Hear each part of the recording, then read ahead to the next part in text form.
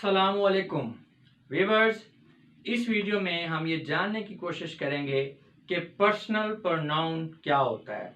तो personal pronoun से पहले ज़रा थोड़ा सा प्रोनाउन को रिवाइज कर लें कि प्रोनाउन क्या होता है। A pronoun is a word used instead of a noun, यानी कि एक ऐसा वर्ड जो कि किसी नाउन की जगह पे इस्तेमाल होता है, हम उसे प्रोनाउन कहते हैं। अब पर्सनल प्रोनाउन क्या है? जो वर्ड पर्सनल है ये लैटिन का वर्ड है पर्सनैलिस, उससे निकला है जिसका मतलब है परटेनिंग टू अ पर्सन।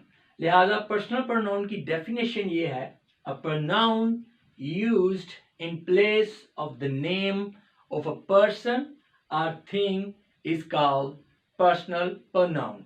यानी कि एक ऐसा प्रोनाउन जो किसी शख्स या चीज के नाम की जगह पे इस्तेमाल हो उसे हम पर्सनल प्रोनाउन कहते हैं, जैसा कि I, we, you, he, she, it, they etcetera. अब सवाल ये पैदा होता है कि पर्सनल प्रोनाउन को पर्सनल क्यों कहा जाता है, पर्सनल प्रोनाउन क्यों कहा जाता है? तो उसकी वजह यह है कि पर्सनल प्रोनाउन जो है ये 3 पर्सन्स को जाहिर करता है। तो उन 3 पर्सन्स में है, सबसे पहले है फर्स्ट पर्सन। फर्स्ट पर्सन का मतलब यह है, first person stands for the person speaking, यानी कि जो फर्स्ट पर्सन है ये ऐसे फर्द को जाहिर करता है जो गुफ्तगू कर रहा होता है, बात करने वाले को जाहिर करता है। मुतकल्लिम यानी कि उर्दू में अगर बात करें तो अगर हम फर्स्ट पर्सन की सिंगुलर फॉर्म देखें तो वो है आई, तो मैं यानी कि बात करने वाला। और इसकी अगर प्लूरल फॉर्म देखें फर्स्ट पर्सन की तो वो है वी, यानी कि हम। तो अब आई और वी जो है ये मैस्कुलिन एंड फेमिनिन दोनों जेंडर्स के लिए सेम ही है। अगर यानी कि कोई लड़की है तो उसके लिए भी आई है, कोई लड़का है तो उसके लिए भी आई है। इसी तरह मर्द हजरात अगर हैं बात कर रहे हैं तो उनके लिए भी वी है, और अगर जो है खातीन हैं तो उनके लिए भी वी ही इस्तेमाल होता है। इसके बाद आता है सेकंड पर्सन। सेकंड पर्सन जो है it stands for the person spoken to, यानी ये ऐसे फर्द को ज़ाहिर करता है जिससे बात की जा रही होती है, जिससे आप मुखातिब होते हैं, बात सुनने वाला। अगर उर्दू में कहें तो उर्दू में इसे कहते हैं सीगाए हाज़र। तो सीगाए हाज़र अगर हम वाहद की बात करें तो वो भी यू है, और सीगाए हाज़र अगर हम जमा की बात करें यानी सेकंड पर्सन प्लूरल की बात करें तो वो भी यू ही है। तो इसमें जेंडर भी सेम ही रहेगी, अगर मैस्कुलिन है या फेमिनिन है दोनों के लिए यू ही यूज होगा। अच्छा, नेक्स्ट है थर्ड पर्सन। थर्ड पर्सन जो है it stands for the person spoken of, यानी कि जो थर्ड पर्सन है ये ऐसे फर्द को जाहिर करता है जिसके बारे में बात की जाती है, यानी कि वो बंदा हाजिर ना हो तो आप गायबाना उसकी बात कर रहे हैं। तो उर्दू में इसको सीगाए गैब भी कहते हैं। तो सीगाए गैब अगर हम वाहिद की बात करें यानी कि थर्ड पर्सन सिंगुलर फॉर्म की बात करें तो इसमें सबसे पहले ही है। ही जो है ये आपका मैस्कुलिन जेंडर के लिए है, यानी कि अगर कोई एक बंदा है, मर्द है, लड़का है, उसका गायबाना आप जिक्र कर रहे हैं, उसके बारे में कुछ कह रहे हैं तो आप उसको ही जो है उसके लिए प्रोनाउन ही यूज होगा। इसी तरह थर्ड पर्सन में जो एक और जो प्रोनाउन है वो है शी।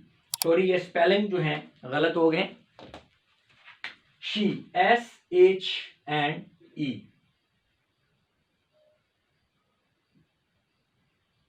जी, तो इसमें आपका जो सिंगुलर अगर कोई लड़की है, कोई खातीन है, फेमिनिन जेंडर है तो उसके लिए हमेशा शी इस्तेमाल होता है।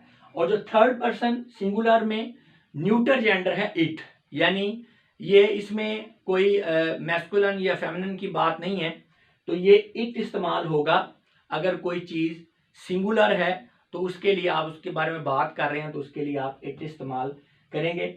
और थर्ड पर्सन अगर प्लूरल की बात करें तो उसमें दे आता है, सिर्फ एक ही है, और ये मैस्कुलिन हो फेमिनिन हो उसके लिए ये सेम ही दे ही यूज होगा। यानी अगर हम गायबाना हैं, औरतें हैं या मर्द हैं उनका जिक्र कर रहे हैं गायबाना तौर पर, तो उनके लिए हम दे का वर्ड ही यानी जो प्रोनाउन दे है ये इस्तेमाल करेंगे। अच्छा, यहाँ पे मैं आपको एक और बात बताता चलूं कि ये जो आपका थर्ड पर्सन है उसमें ही, शी, इट और जो दे है प्लूरल में, ये इनको हम डेमोन्स्ट्रेटिव प्रोनाउन भी कहते हैं, क्योंकि ये पॉइंट आउट करते हैं किसी फर्द की तरफ, ये इशारा कर रहे होते हैं, रिफर कर रहे होते हैं। अब इशारा जो है वो जरूरी नहीं है कि करीब का ही हो, आप गायबाना भी अगर किसी का जिक्र कर रहे हैं तो एक तरह से आप रिफर कर रहे हैं, आप उनकी तरफ पॉइंट आउट कर रहे हैं, इशारा कर रहे हैं। तो इसलिए जो ही, शी, इट और दे जो हैं ये डेमोन्स्ट्रेटिव प्रोनाउन है।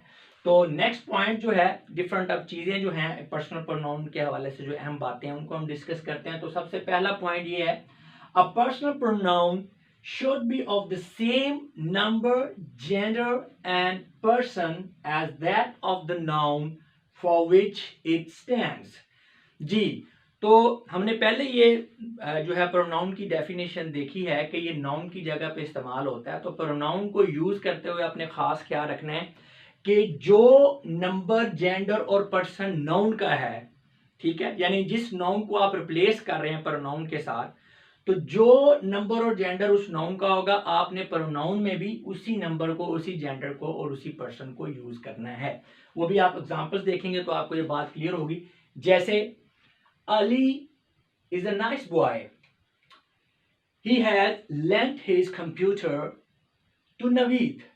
अब इसमें देखें अली क्या है, मैस्कुलिन जेंडर है और सिंगुलर है। तो अब इसकी जगह पे अगर हमने प्रोनाउन यूज करना है तो वो सिंगुलर फॉर्म में होगा और मैस्कुलिन फॉर्म में होगा। चूंकि और दूसरी बात, हम चूंकि गायबाना जिक्र कर रहे हैं, यानी अली हमारे सामने नहीं खड़ा हुआ, तो इसका मतलब है कि हम जो है ये थर्ड पर्सन की बात कर रहे हैं, यानी कि पर्सन स्पोकन ऑफ, जिसके बारे में बात की जा रही है। तो अब अली की जगह पे अगर हमने प्रोनाउन यूज करना है तो पहली बात है कि हम सिंगुलर फॉर्म में जाएंगे, ठीक है, प्लूरल में नहीं जाना क्योंकि वो सिंगुलर है।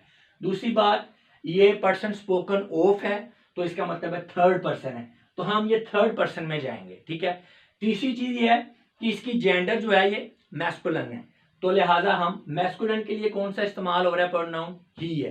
तो लिहाजा जब हम इसके साथ प्रोनाउन यूज करेंगे तो फिर हम he has lent his computer to Naveed. तो मेरा ख्याल है कि आपको समझ आ गई होगी कि जो आपका जो जेंडर है, नंबर है और पर्सन है वो नाउन का है, प्रोनाउन का भी आपने वही रखना है। मजीद एग्जांपल देखते हैं। Aafia goes to school daily, she also does her homework regularly. अब इसमें आफिया देखें, पर्सन स्पोकन ऑफ है, यानी सामने नहीं है, गायब है, इसका मतलब क्या है, थर्ड पर्सन है ये, ठीक हो गया। दूसरी बात, आफिया सिंगुलर है तो इसका मतलब सिंगुलर फॉर्म में ये थर्ड पर्सन है। आफिया क्या है, ये फेमिनिन जेंडर है, तो इसका मतलब है सिंगुलर फॉर्म में थर्ड पर्सन में हमने फेमिनिन जेंडर को देखना है। तो फेमिनिन जेंडर के लिए कौन सा प्रोनाउन यूज हो रहा है, शी, तो इसलिए आफिया के लिए हमने प्रोनाउन शी इस्तेमाल होना है। Aafia goes to school daily, she also does her homework regularly. अच्छा, एक क्वेश्चन यहाँ पे ये भी पैदा होता है कि प्रोनाउन को आखिरकार हम यूज ही क्यों करते हैं, तो ये क्वेश्चन का जवाब आपको मिलेगा इस जो प्रोनाउन है इसकी जो इससे पहले वाली वीडियो है, यानी जिसमें प्रोनाउन का मैंने डिटेल में इंट्रोडक्शन दिया है कि प्रोनाउन होता क्या है और हम इसे क्यों इस्तेमाल करते हैं। तो लिहाजा आपको अगर प्रोनाउन के बारे में जानना है सिंपली, तो फिर आप इससे पहले वाली वीडियो देखें जिसमें सिर्फ प्रोनाउन का जिक्र है। यहाँ पे अभी हम पर्सनल प्रोनाउन को डिस्कस कर रहे हैं। अच्छा, तो हम बात कर रहे थे नाउन और प्रोनाउन के नंबर, जेंडर और पर्सन की। तो इसमें एक और एग्जांपल देखते हैं ताकि अच्छी तरह से आपको ये बात क्लियर हो जाए। दीज स्टूडेंट्स आर ब्रिलियंट, ठीक है, बल्कि यहां पे आप दीज ना करें, आप दोज करें। अच्छा, दोज स्टूडेंट्स आर ब्रिलियंट, वो बहुत अच्छे तालिब इल्म हैं, बड़े उम्दा स्टूडेंट्स हैं। अब यहां पे बात हो रही है स्टूडेंट्स की, तो स्टूडेंट्स इसका मतलब है प्लूरल है, एक से ज्यादा है, तो इसका मतलब है हमने प्लूरल फॉर्म में जाना है। अब दो स्टूडेंट्स यानी पर्सन स्पोकन ऑफ है, हाजिर नहीं है, हम गायबाना बात कर रहे हैं, तो इसका मतलब है ये थर्ड पर्सन में जाएंगे, प्लूरल में और थर्ड पर्सन में। और थर्ड पर्सन प्लूरल जो है वो है ही एक, और वो क्या है, वेरी सिंपल, दे। तो लिहाजा जब हमने दो स्टूडेंट्स की जगह प्रोनाउन को यूज करना है तो हम ये दे यूज करेंगे। They always work hard for their success. अच्छा, इसी तरह नेक्स्ट पॉइंट है, personal pronouns have not only special forms for gender, number and person but also for the case। हाँ जी, ये बड़ी इंपॉर्टेंट बात है कि पर्सनल प्रोनाउन में सिर्फ पर्सन, जेंडर और नंबर की बात नहीं करनी। पर्सनल प्रोनाउन जो है इनके केस के लिहाज से भी स्पेशल फॉर्म्स हैं। अब केस क्या होता है, सिंपली हम कहेंगे कि इसकी हालतें। तो अब पर्सनल प्रोनाउन के डिफरेंट केसेस को या डिफरेंट हालतों को डिस्कस करने से पहले हम जरा थोड़ा सा नाउन की डिफरेंट हालतों को डिस्कस करते हैं। नाउन के साथ इसको कंपेयर करके रिलेट करके समझेंगे तो ज्यादा समझ आएगी। तो नाउन के कॉन्सेप्ट को थोड़ा सा यहाँ पे हल्का सा रिवाइज करते हैं। नाउन जो है सिंगुलर फॉर्म हो इसकी या चाहे प्लूरल फॉर्म हो, तो इसके दो ही केसेस हैं, एक इसका नॉमिनेटिव और एक इसका पोजेसिव केस है। अब नाउन आपको पता है दो तरह के होते हैं, रेगुलर नाउन होता है और इरेगुलर नाउन होता है। अब हम एक एग्जांपल देखते हैं रेगुलर नाउन की। अब हमारे पास एक नाउन है डॉक्टर, तो सिंगुलर फॉर्म में इसकी जो नॉमिनेटिव केस है वो डॉक्टर है और जो इसकी पोजेसिव केस है वो डॉक्टर्स, यानी एक अपोस्ट्रोफी और एस का साथ में हमने इजाफा कर दिया, तो ये इसका पोजेशन शो हो रहा है। डॉक्टर्स का पोजेशन या ऑनरशिप जो है शो होगी किसी चीज के साथ। अब अगर डॉक्टर की प्लूरल फॉर्म जो है वो है डॉक्टर्स, तो डॉक्टर्स का हमने ये नॉमिनेटिव केस में डॉक्टर्स है, और अगर हमने इसका पोजेसिव केस देखना है तो वो डॉक्टर्स के ऊपर एक अपोस्ट्रोफी आ जाएगी, अपोस्ट्रोफी के बाद एस नहीं आएगा, सिर्फ अपोस्ट्रोफी से ही इसका पोजेशन शो हो रहा है। और अगर हम इरेगुलर नाउन की बात करें तो इरेगुलर नाउन में भी ऐसे ही है कि चाहे सिंगुलर फॉर्म है चाहे प्लूरल है, उसमें दो ही केसेस हैं इसके, नॉमिनेटिव एंड पोजेसिव। तो अब चाइल्ड जो है ये एक इरेगुलर नाउन है, इसकी प्लूरल फॉर्म क्या है, चिल्ड्रन है, ठीक है। और जो वुमन है इसकी प्लूरल फॉर्म विमेन है। तो अगर हम इनके पोजेशन को देखें, पोजेसिव फॉर्म को देखें, तो चाइल्ड की क्या होगी, चाइल्ड जो होगी अपोस्ट्रोफी और एस लग गया, विमेन के साथ भी, वुमन के साथ भी जो है अपोस्ट्रोफी और एस लगा, तो इसका जो है पोजेसिव केस बन गया। और जो इसकी प्लूरल फॉर्म है उनमें भी ऐसे ही है, क्योंकि ये इरेगुलर नाउन है तो इसमें भी हम इसके साथ आखिर में एस नहीं है, इनकी प्लूरल फॉर्म में चिल्ड्रन है या विमेन है। तो इनके जो इरेगुलर नाउन है इनकी पोजेसिव केस बनाने के लिए भी हमें अपोस्ट्रोफी और साथ हमने एस का इजाफा कर दिया है। अब ये जो अपोस्ट्रोफी है, ये जो मॉडर्न इंग्लिश है इसमें ये पंक्चुएशन का रोल अदा कर रही है, हम इसे एज ए पंक्चुएशन ही समझेंगे।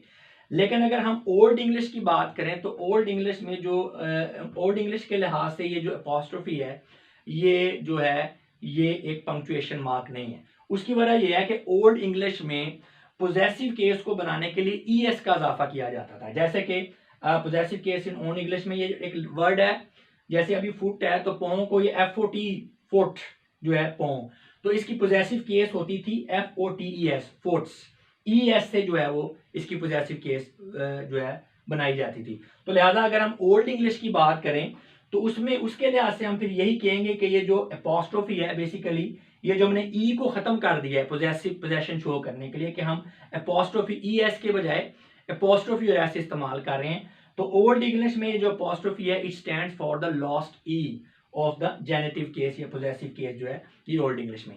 तो जो आपका इंग्लिश और लैटिन की बात करें तो इंग्लिश के अंदर नाउन के जितने भी फंक्शंस हैं तो इंग्लिश लैंग्वेज जो है इन दो केसेस से ही उनको एक्सप्रेस करती है, लेकिन लैटिन के अंदर 6 केसेस चाहिए होते हैं। खैर हमने उस डिटेल में नहीं जाना, लेकिन अगर हम बात करें नाउन और उसके बाद फिर प्रोनाउन की, तो ये जो सिंप्लिसिटी है नाउन की, ये जो केसेस के लिहाज से प्रोनाउन इतना सिंपल नहीं है।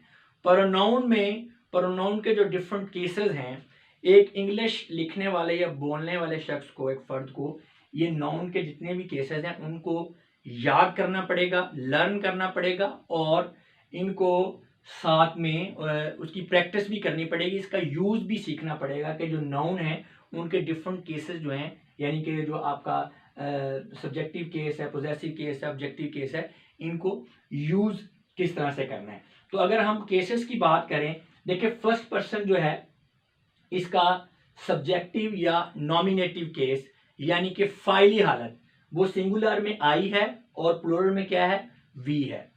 और जो फर्स्ट पर्सन आई है इसकी जो पोजेसिव या जेनेटिव जो फॉर्म है वो माई और माइन है, और जो इसकी ऑब्जेक्टिव या एक्यूसिटिव, पोजेसिव या जेनेटिव होता है मलकीती हालत, ऑब्जेक्टिव या एक्यूसिटिव होता है इसकी मफूली हालत।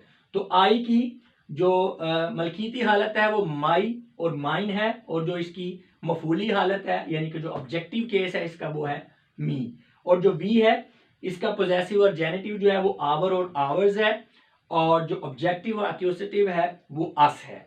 इसी तरह अगर हम सेकंड पर्सन देखें तो यू जो है इसके पोजेसिव या जेनेटिव जो फॉर्म है वो यूर और यूअर्स है, और जो इसकी ऑब्जेक्टिव और एक्यूजेटिव केस है वो इसका यू है।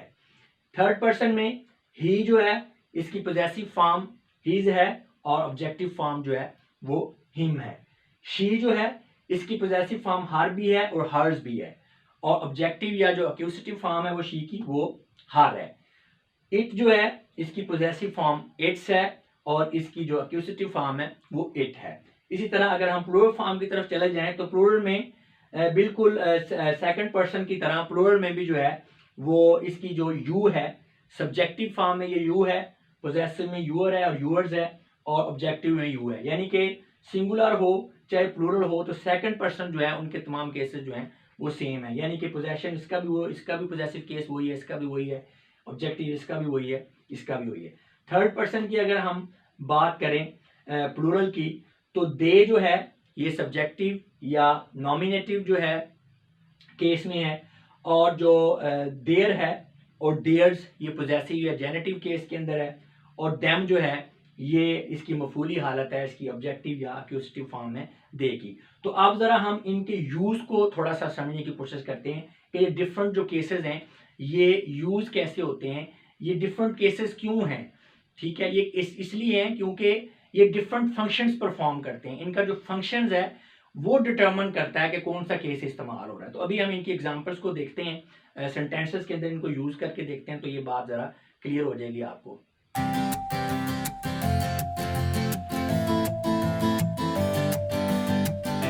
जी, तो सबसे पहले है सब्जेक्टिव और नॉमिनेटिव केस।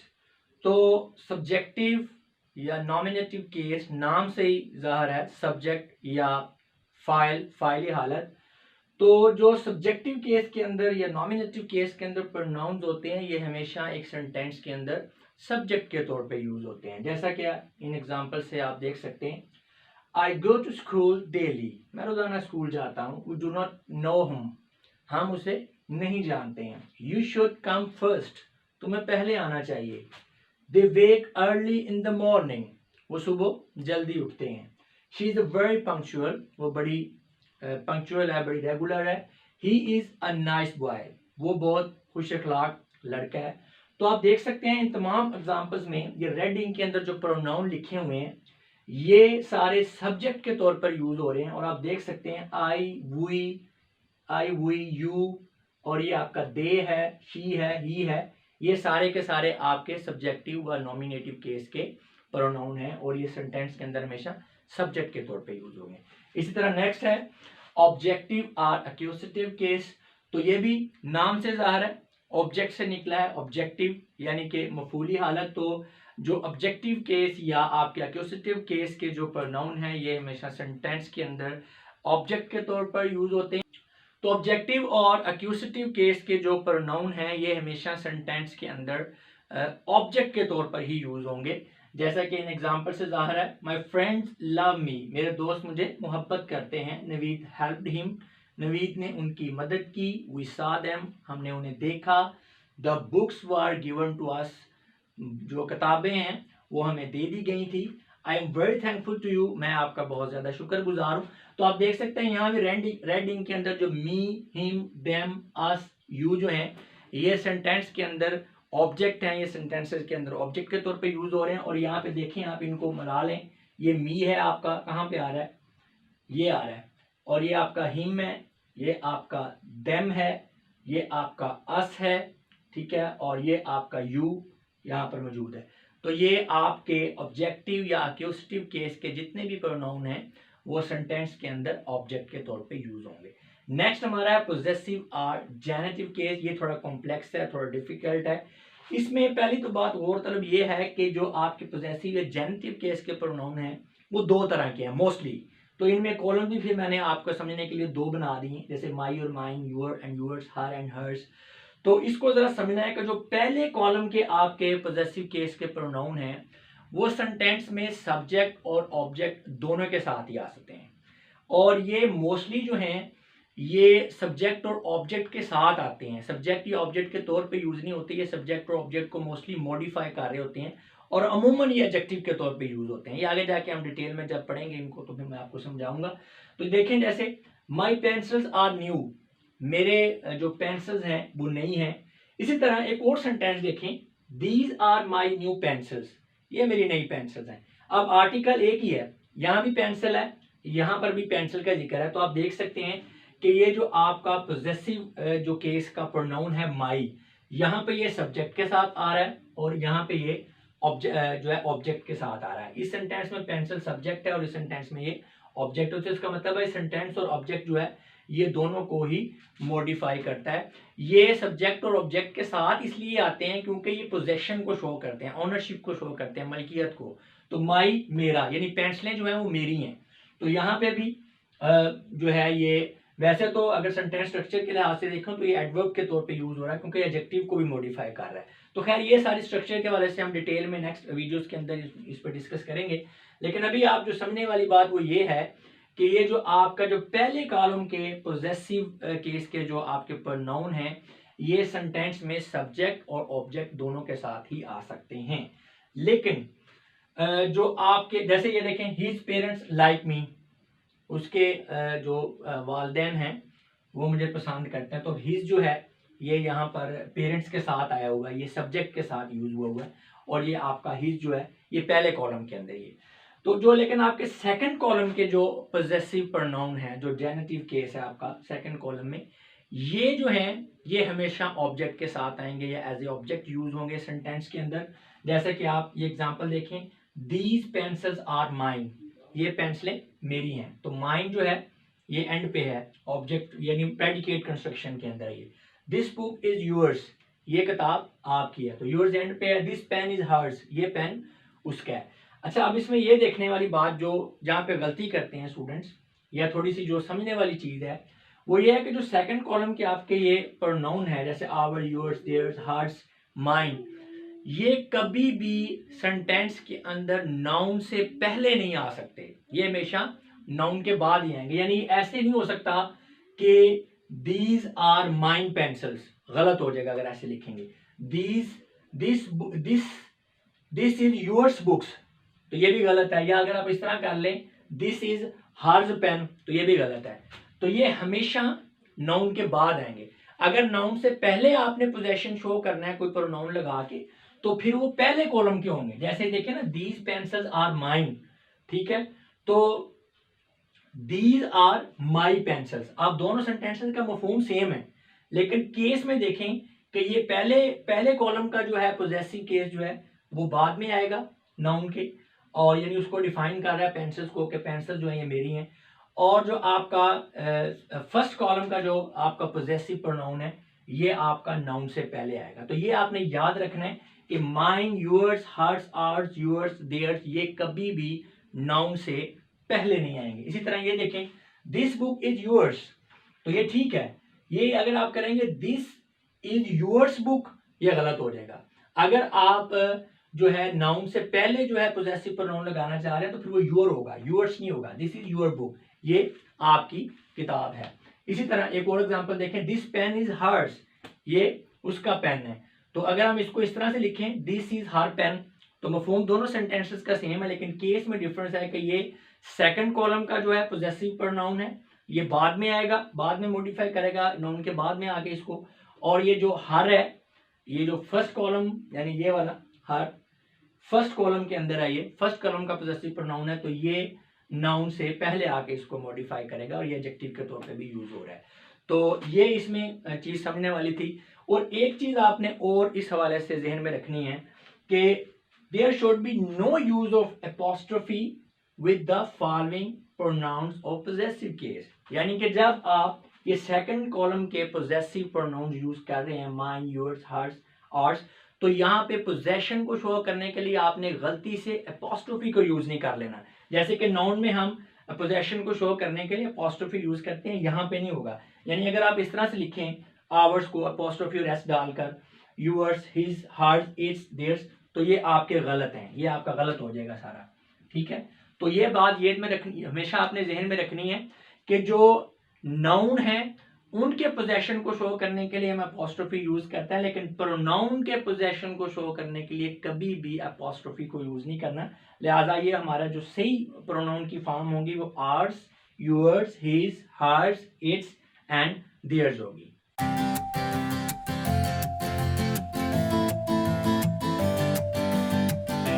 जी, अब आखिर में एक और अहम बात वो ये है कि अगर एक ही सेंटेंस के अंदर एक से ज़्यादा पर्सन्स का जिक्र हो तो फिर आपने उनको किस तरह से मेंशन करना है। देखें, जब एक सेंटेंस के अंदर एक से ज़्यादा पर्सन्स आ गए हैं तो फिर उनकी एक ख़ास तरतीब बनती है, एक ख़ास अरेंजमेंट बनती है। इनफॉर्मल राइटिंग है तो उसमें तो कोई प्रॉब्लम नहीं है, लेकिन आप कोई प्रोफेशनल राइटिंग या प्रोफेशनल एग्ज़ाम दे रहे हैं तो फिर ये चीज़ें काउंट होती हैं। ये आपकी जो राइटिंग है उसकी खूबसूरती के ऊपर और उसकी जो इफ़ेक्टिवनेस है उसके ऊपर असरअंदाज होती हैं। तो arrangement of personal pronouns in a sentence, जी, यानी कि जब आपके एक सेंटेंस के अंदर एक से ज़्यादा अगर पर्सनल प्रोनाउन मौजूद है तो उसके लिहाज से ये बात हो रही है कि फिर उनको कैसे अरेंज करना है। Positive description of a quality, देखें एक सेंटेंस में आप किसी क्वालिटी की पॉजिटिवली डिस्क्राइब कर रहे हैं या किसी क्वालिटी को नेगेटिवली डिस्क्राइब कर रहे हैं, तो दोनों लिहाज से डिफरेंट होगी जो है पर्सनल प्रोनाउंस की जो है वो अरेंजमेंट। अगर आप पॉजिटिवली कोई पॉजिटिव बात कर रहे हैं किसी सेंटेंस के अंदर तो फिर इसकी तरतीब ये होगी, थर्ड पर्सन सेंटर में होगा और ये हमेशा सेंटर में ही रहेगा, चाहे पॉजिटिव बात हो चाहे नेगेटिव हो। अगर बात पॉजिटिव कर रहे हैं तो सेकंड पर्सन जो है वो पहले आएगा और फर्स्ट पर्सन बाद में आएगा, ये ध्यान में रखना है। तो इसका सिंपल सा तरीका याद करने का कि आप एक तरह से समझ लें किसी को इज्जत दे रहे हैं, अच्छी बात कर रहे हैं तो पहले दूसरे बंदे का जिक्र करें, यानी सेकंड अच्छी बात में सेकंड पर्सन पहले होगा। अगर कोई नेगेटिव बात है तो फिर फर्स्ट पर्सन जो है वो पहले होगा। अगर कोई नेगेटिव बात कर रहे हैं तो फिर आप अपना खुद का जिक्र पहले करें। याद करने के लिए आपको समझा रहा हूँ कि थर्ड पर्सन सेंटर में रहेगा, चाहे पॉजिटिवली आप किसी बात को डिस्क्राइब कर रहे हैं या नेगेटिवली। अगर positive description of a quality है तो सेकंड पर्सन पहले है, फर्स्ट बाद में है, और अगर negative description of a quality है तो फिर फर्स्ट पर्सन पहले है और सेकंड बाद में। एग्जांपल के तौर पे देख लें, you he and I have the poor. अब यहाँ पे तीनों आपके पर्सन आ गए हैं, सेकंड पर्सन देख लें पहले है, थर्ड बाद में है और जो फर्स्ट पर्सन है वो सबसे आखिर में है। तो ये आपका एग्जैक्ट सेंटेंसेस है। अगर आप आई, ही एंड यू कर लें या ही, यू एंड आई कर लें या इसकी तरतीब चेंज भी कर लें मफहूम में, तो कोई फर्क नहीं पड़ेगा, लेकिन दिखने में ये चीज़ अच्छी नहीं लगेगी। तो अगर आप कोई एग्ज़ाम दे रहे हैं, खासकर कोई कॉम्पिटिटिव एग्ज़ाम दे रहे हैं, तो फिर उसमें ये चीज़ काउंट होती है कि पर्सन्स को किस तरह से इसकी अरेंजमेंट रखी है। इसी तरह अगर इसकी कोई एग्जांपल देखें तो नेगेटिव डिस्क्रिप्शन में आई, ही एंड यू टोल्ड अ लाई, मैंने, उसने और आपने झूठ बोला। तो अब देखें इसमें अब नेगेटिव बात कर रहे हैं तो आई पहले फर्स्ट पर्सन है, थर्ड पर्सन है, फिर सेकंड पर्सन है। आई एंड ही चीटेड फाद, मैंने और उसने फाद को धोखा दिया। तो इसमें फिर देखें फर्स्ट पर्सन पहले है और सेकंड पर्सन जो है वो बाद में है। We and you wasted the time, ठीक है। इसमें भी ऐसे ही है कि मैंने और आपने टाइम को ज़ाया किया, तो एक नेगेटिव बात है। तो इसमें भी आप देख सकते हैं वी फर्स्ट पर्सन है एंड यू जो है सेकंड पर्सन जो है वो बाद में आ रहा है। अच्छा, इसमें एक और बात भी है, good manners require that we should say. Good manners की बात यह है कि लिखते हुए आपने अखलाकियात का ख्याल रखना है, आपने लिहाज से बात करनी है। मैं फिर कह रहा हूँ कि इनफॉर्मल राइटिंग है, वैसे आप कोई बात कर रहे हैं तो ये चीज़ें काउंट नहीं होती, लेकिन अगर कोई फॉर्मल राइटिंग है तो फिर आपने अखलाकियात से भी काम लेना है। उसकी मिसाल ऐसे ही है, आपके सामने एक बंदा खड़ा हुआ है तो आप किसी चीज़ का जिक्र कर रहे हैं और इसमें आप और उसका दोनों का जिक्र आता है, तो अखलाकियात ये कहती हैं कि आप अगले बंदे को प्रिविलेज दें, आप पहले उसका जिक्र करेंगे, ठीक है ना। तो फिर यू एंड आई आप कहेंगे, यानी एक सेंटेंस में अगर आपने अगले बंदे का और अपना जिक्र करना है तो फिर आप यू को पहले लिखेंगे, यू एंड आई होगा, not I and you. I and you अगर करेंगे तो वो मतलब तो ठीक होगा लेकिन वो खूबसूरती खत्म हो जाएगी, इससे लगेगा कि आप लिहाज नहीं है आपके अंदर अखलाकियत नहीं है। गुड मैनर्स ये है, वो ये कहते हैं कि आप अगले बंदे का पहले जिक्र करें। इसी तरह अगर आपके सामने एक बंदा खड़ा है तो आप किसी थर्ड पर्सन का जिक्र कर रहे हैं, कि तीसरे बंदे का जिक्र कर रहे हैं जो मौजूद नहीं है, तो फिर भी गुड मैनर्स वो यही कहते हैं कि आपके सामने जो बंदा खड़ा है आप पहले उसको इज्जत दें। आप ऐसे ना कि ही एंड यू, तीसरे बंदे का जिक्र पहले ना करें, जो आपके सामने खड़ा है पहले उसकी बात करें, फिर आप तीसरे की बात करें और आखिर में फिर आप अपनी बात करें। तो यू एंड ही होगा, not he and you. He and you नहीं लिखेंगे आप। अच्छी तरतीब यही है, गुड मैनर्स ये रिक्वायर करते हैं कि यू एंड ही करें। इसी तरह अगर आप किसी के सामने अपना जिक्र कर रहे हैं और किसी थर्ड बंदे का जिक्र कर रहे हैं, तो उसमें भी गुड मैनर्स यही है कि आप अगले बंदे को प्रिफर करेंगे, उसको आप प्रिविलेज देंगे, आप खुद को पहले रिप्रेजेंट नहीं करेंगे, आप पहले उसका जिक्र करेंगे। तो अली एंड आई, आप फर्ज करें अली के साथ आपका कोई बात हो रही है तो अली एंड आई कहेंगे, नॉट आई एंड अली। ये इस तरह से कहेंगे तो ये तरतीब अच्छी नहीं होगी, गुड मैनर्स में नहीं आएगी। इसी तरह वही बात है, अली की जगह आप प्रोनाउन यूज कर रहे हैं, ही है या शी है, तो उसमें भी आप पहले ही शी को कहेंगे और अपना बाद में he she and I, not I and he she. तो ये तो था पर्सनल प्रोनाउन की पहली वीडियो पार्ट 1। ये बात याद रखिएगा, पर्सनल प्रोनाउन एक काफी बड़ा टॉपिक है, तो एक ही वीडियो के अंदर इसको कवर नहीं किया जा सकता, इसलिए इस टॉपिक के ऊपर भी तकरीबन 4-5 वीडियोस हैं। एक वीडियो तो ये थी, इसके बाद हमने पर्सनल प्रोनाउन का यूज देखना है। यहाँ तो सिर्फ ये बताया है ना कि ये प्रोनाउंस हैं और ये इनके केसेस हैं, तो ये जो पर्सनल प्रोनाउन के डिफरेंट केसेस के लिहाज से हमने पर्सनल प्रोनाउन को यूज करना सीखना है। तो जो दूसरी वीडियो है उसमें हम यूज ऑफ पर्सनल प्रोनाउन देखेंगे केस के लिहाज से, और जो थर्ड वीडियो है उसमें हम देखेंगे use of personal pronoun number के लिहाज से, कि नंबर के लिहाज से आपने पर्सनल प्रोनाउन जो है उसको किस तरह से यूज करना है। इसके बाद जो पर्सनल प्रोनाउन का जो थर्ड पर्सन है, जो न्यूट्रल जेंडर इट है, ये बजाते खुद एक बड़ा कॉम्प्रीहेंसिव टॉपिक है, क्योंकि इसके इस्तेमाल में बहुत सी गलतियां करते हैं स्टूडेंट्स, इसलिए इट को कैसे यूज करना है इसके ऊपर अलहदा से मैंने पूरी एक वीडियो बनाई है। और इसके अलावा कुछ गलतियां होती हैं, एरर्स होती हैं पर्सनल प्रोनाउन को यूज करते हुए, जैसे कि हमने किसी सेंटेंस के अंदर आई को यूज करना है या मी को यूज करना है, वी को यूज करना है या अस को यूज करना है, तो इस तरह की चीजें जो एरर्स हैं उसके ऊपर एक वीडियो बनाई गई है। इसके बाद फिर जैसे हमारा एक डेकोरम है पढ़ाने का कि आखिर में फिर हम जो है करेक्शन ऑफ एरर्स के ऊपर प्रैक्टिस एक्सरसाइजेज और करेक्शन ऑफ एरर्स वाली एक्सरसाइज भी करवाएंगे। तो लिहाजा अगर आप पर्सनल प्रोनाउन का जो टॉपिक है उसको मुकम्मल तौर पर हर हवाले से समझना और सीखना चाहते हैं, तो फिर आपको ये सारी वीडियोस जो हैं पर्सनल प्रोनाउन की, ये सारे पार्ट्स को देखना पड़ेगा। और ये जो वीडियो है मैं उम्मीद करता हूँ कि उसको देख लेने के बाद काफ़ी हद तक आपको पर्सनल प्रोनाउन के जो केसेस हैं और डिफरेंट पर्सन्स हैं उनका आइडिया हो चुका होगा, और इस हवाले से जो आपके काफ़ी सारे कॉन्सेप्ट जो हैं वो क्लियर हो चुके होंगे।